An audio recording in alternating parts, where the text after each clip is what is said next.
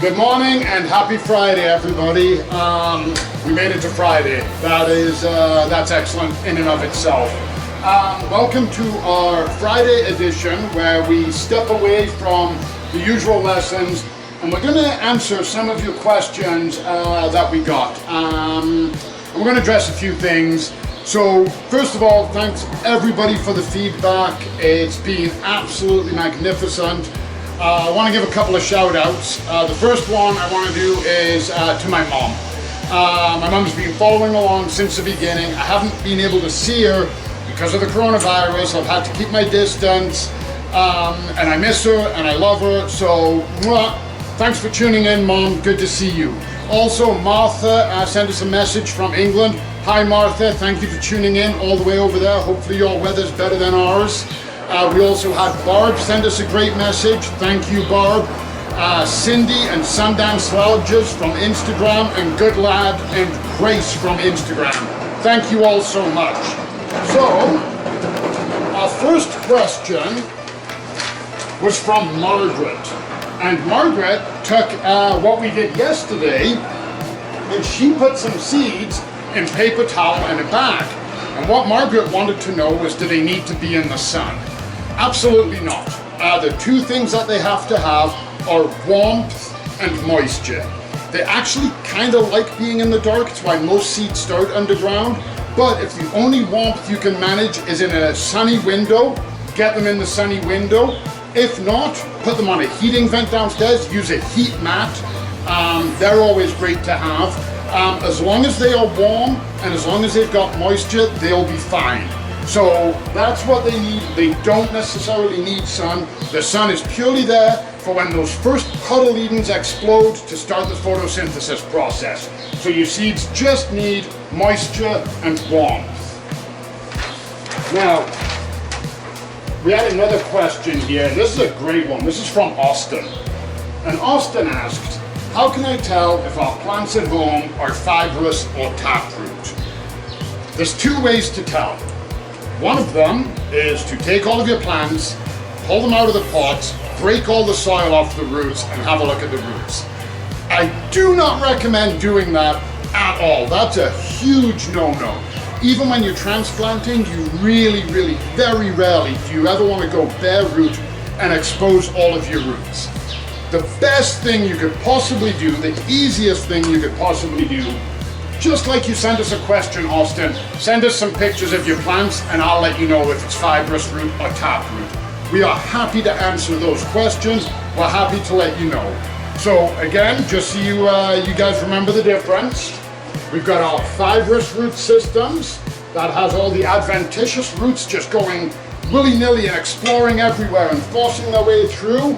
And we've got our taproots like our carrots and our beets and our radishes and our dandelions, and they're the ones that go straight down. So again, Austin, if you want to know, please message us and we can answer that. And you know what? If you really want to see, I've got some plants that I don't mind, and I can show you. We can bare root one, we can transplant them, I can show you how to do all of that coming up. Let me know. Again, we are open to any feedback you guys have. If you have suggestions or feedback, we had somebody ask us about uploading our videos to a different platform. We are happy to let you know this weekend we're going to be uploading our first week, this week that just happened, the one you followed along. It's going to be uploaded on our website, blog, and we're going to upload them on the Golden Acre YouTube channel. So keep your eye out for that. We will be mentioning it on our social media. So all kinds of fun happening there. You know what? I'm going to give some more shout outs, and if we missed anybody, I am so sorry. If you send us a shout out and we don't mention you, I am so sorry. Our team are working really hard to get me the messages. There's tons going on right now, so if we missed you, nothing but love, and I apologize. So Lucy from Instagram, a big hello to you. We also had NutriTower, and we had somebody who last week made a comment on my Hawaiian shirt. I hope you all noticed. Hi Bradley, thank you for loving my shirt. Right back at you. Lana and Catherine and Dana and Danny. thank you all very much. We appreciate the support, we appreciate the love, and I especially appreciate anybody who points out my shirts, okay? These Friday shirts, they're a thing. I'd love to know if you guys were following along in your Hawaiian shirts. Again, send us pictures, hashtag GAKidsTV. We'd love to see them. So now, we have another question here. And this one was from Brandy, just like our director and set designer, Brandy. See, Brandy? Somebody else has got your name here. Brandy had a great question. Why do needle trees not drop their leaves? You know what, I never touched on that. And when we look around here, there are tons of conifers growing in Calgary. Now, conifer is just a fancy way to say cone-bearing tree. So we all know these. They don't really put out flowers. They put out those little pine cones. Pine cones is where we get the name conifer. Conifer means cone-bearing. That doesn't answer the question. So, it's pretty, if you guys remember what we said last time, as the light is changing, the plants are having difficulty producing the chlorophyll because they're not getting enough energy because there's less light happening. So, as in basically any or majority of chemical reactions, we'll say, water is required, especially in biological organisms. So what the trees do, I'm going to draw a leaf here, I hope you all recognize it. So,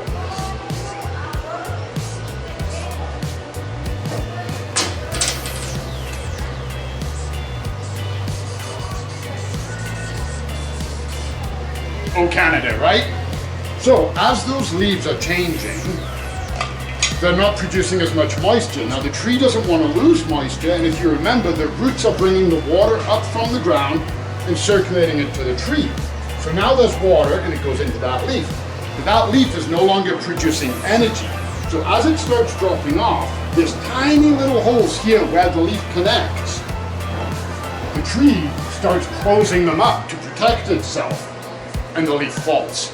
So, because of that whole thing with the photosynthesis not happening and the moisture not being required, that leaf falls, which brings us back to our conifer. So the conifers, their needles, if you remember what we talked about, they're like a tight, dense, rolled leaf. And as a result, they have less surface area, which means less water. So they're not engaging as much of that chemical reaction going on. And as a result, the tree doesn't feel the need to drop all of them. They're also, if you've ever noticed, if you've ever pulled a needle off and looked at it, it's almost got a waxy coat. Again, that wax is protecting the moisture inside. But with that being said, if you look inside an evergreen at some of the older and bigger needles, they absolutely do fall. So to answer the question, it's down to the wax and the water on a conifer tree that it doesn't drop the needles, all of the needles. It does drop some.